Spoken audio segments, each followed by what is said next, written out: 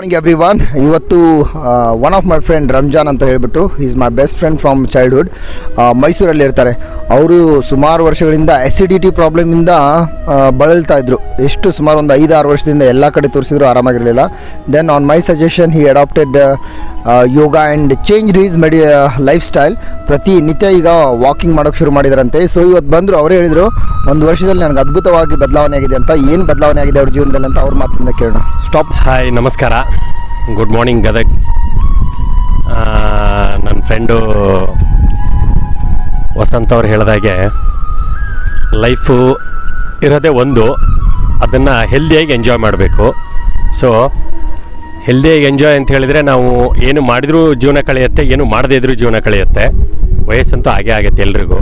But ಅದನ್ನು ಒಂದು ಆರ್ಗ್ಯಾನಿಕ್ಕಾಗಿ life lead ಮಾಡೋದ್ರಿಂದ ನಾವು ಹೆಲ್ದಿಯಾಗಿರ್ತೀವಿ, ಗಟ್ಟಿಯಾಗಿರ್ತೀವಿ, ಮಾಡೋ ಕೆಲಸದಲ್ಲಿ ಹುಮ್ಮಸ್ಸಾಗಿರುತ್ತೆ.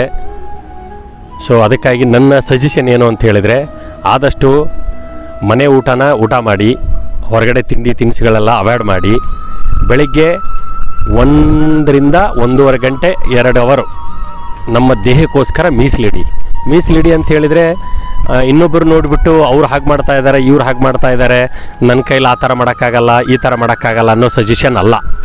ನಿಮ್ಮ ಕೈಯಿಂದ ಏನಾಗತ್ತೆ, ನಿಮ್ಮ ಕೈಯಿಂದ ಎಷ್ಟಾಗತ್ತೆ, ವಾಕ್ ಮಾಡ್ತೀರಾ, ನಾರ್ಮಲಾಗಿ ವಾಕ್ ಮಾಡಿ.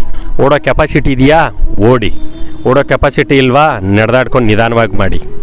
ಸೊ ನಾವೇನು ಮಾಡ್ತಾ ಇದ್ದೀವಿ ಅನ್ನೋ ಮನಸ್ಸಲ್ಲಿ ಇಟ್ಕೊಂಡು, ಸೊ 1 ರಿಂದ 1.5 ಗಂಟೆ ಡೈಲಿ, ಮಾರ್ನಿಂಗು ಸಾಯಂಕಾಲನೂ ಮಾಡ್ಬೋದು. ಮಾರ್ನಿಂಗ್ ಮಾಡಿದರೆ ತುಂಬ ಎಫೆಕ್ಟಿವ್ ಆಗಿರುತ್ತೆ, ಫ್ರೆಶ್ನೆಸ್ ಇರುತ್ತೆ ಇಡೀ ದಿನ. ಆ ದೃಷ್ಟಿಯಿಂದ ಬೆಳಗ್ಗಿನ ಟೈಮು ದೇಹಕ್ಕೋಸ್ಕರ 60-70 ವರ್ಷ ನಮಗೆ ದೇಹ ಎಷ್ಟು ಸಪೋರ್ಟ್ ಮಾಡುತ್ತೆ. ನಾವು ಮಾಡೋ ಕೆಲಸಗಳಲ್ಲಾಗಲಿ, ನಾವು ಮಾಡೋ ಬಿಸ್ನೆಸ್ಸಲ್ಲಾಗಲಿ, ನಮ್ಮ ದುಡಿಮೆಯಲ್ಲಾಗಲಿ, ನಮ್ಮ ಕೈಗಳು, ನಮ್ಮ ಕಾಲುಗಳು ಎಷ್ಟು ನಮಗೆ ಸಪೋರ್ಟ್ ಮಾಡ್ತವೆ. ಅವೆಲ್ಲ ಸರಿಯಾಗಿ ಕೆಲಸ ಮಾಡದೇ ಇದ್ದರೆ ನಾವು ಕೆಲಸ ಮಾಡೋಕ್ಕಾಗತ್ತಾ, ದುಡಿಮೆ ಮಾಡೋಕ್ಕಾಗತ್ತಾ, ಹೆಂಡ್ರ ಮಕ್ಕಳು ಚೆನ್ನಾಗಿ ನೋಡ್ಕೊಳಕ್ಕಾಗತ್ತಾ, ಇಲ್ವಲ್ಲ. ಸೊ ಅದಕ್ಕೆ ನಾವೇನು ಕೊಡ್ತೀವಿ ಅನ್ನೋದು ಮುಖ್ಯ ಅಲ್ವಾ. ಅವು ಬಯಸ್ತಾ ಇರ್ತವೆ, ನನ್ನ ಆರೋಗ್ಯನೂ ನೋಡೋರು ಯಾರಪ್ಪ, ನನ್ನ ಕೈ ಆರೋಗ್ಯ ನೋಡೋರು ಯಾರು, ಕಾಲು ಆರೋಗ್ಯ ನೋಡೋರು ಯಾರು, ಅವು ಬಯಸ್ತಾ ಇರ್ತೇವೆ. ಅದಕ್ಕೋಸ್ಕರ ಅಟ್ಲೀಸ್ಟು ಡೈಲಿ 1 ಅವರ್ 1.5 ಅವರ್ ನಾವು ಆ ಅಂಗಾಂಗಗಳಿಗೆ ಆರೋಗ್ಯವನ್ನು ದಯಪಾಲಿಸಬೇಕು ಅಂತ ಹೇಳಿದರೆ, ಬೆಳಗ್ಗೆ ಎಷ್ಟು ಸಾಧ್ಯನೋ ಅಷ್ಟು ಬೇಗ ಎದ್ದು ವಾಕ್ ಮಾಡಬೇಕು, ಜಾಗ್ ಮಾಡಬೇಕು, ಮೆಡಿಟೇಷನ್ ಮಾಡಬೇಕು, ಯೋಗ ಮಾಡಬೇಕು. ನಿಮಗೆ ಏನು ಸಾಧ್ಯನೋ ಅದನ್ನು ಮಾಡಿ. ಒಟ್ಟಿನಲ್ಲಿ ದೇಹಕ್ಕೆ ಒಂದು ಆರೋಗ್ಯಕರವಾದ ಚಟುವಟಿಕೆಯನ್ನು ಕೊಡಿ.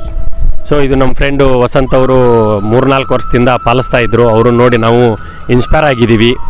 ಸೊ ಇಲ್ಲ ಮಾಡು ಅಂತ ಹೇಳ್ತಿದ್ರು. ಅವರು ಒಂದು ಮಾತು ಕೇಳ್ಕೊಂಡು ಅವ್ರನ್ನೇ ಇನ್ಸ್ಪೈರ್ ಆಗಿ ನಾನು ತೊಗೊಂಡು, ಸೊ ಇವತ್ತು 1-1.5 ವರ್ಷ ಆಯಿತು ನಾನು ಸಹ ಜಾಗಿಂಗು, ವಾಕಿಂಗು ಯಾವುದೂ ಮಿಸ್ ಮಾಡದೆ ಮಾಡ್ತಾಯಿದ್ದೀನಿ. ಸೊ ದೇವ್ರ ದಯದಿಂದ ಹೆಲ್ದಿಯಾಗಿದ್ದೀವಿ. ಇದೇ ಥರ ಹೆಲ್ದಿಯಾಗಿ ಜೀವನ ಮಾಡೋಣ. ನಮ್ಮ ಕಾರ್ಯಗಳು ನಮ್ಮ ಮನೆ ಮಕ್ಕಳಿಗೂ ಮಾರ್ಗದರ್ಶನ ಆಗಬೇಕು, ಅಕ್ಕಪಕ್ಕ ಫ್ರೆಂಡ್ಸ್ಗೂ ಮಾರ್ಗದರ್ಶನ ಆಗಬೇಕು. ಸೊ ಹಾಗಾಗಿ ಎಲ್ಲರೂ ಆರೋಗ್ಯವಾಗಿರೋಣ. ಜೈ ಹಿಂದ್, ಜೈ ಕರ್ನಾಟಕ ಮಾತೆ.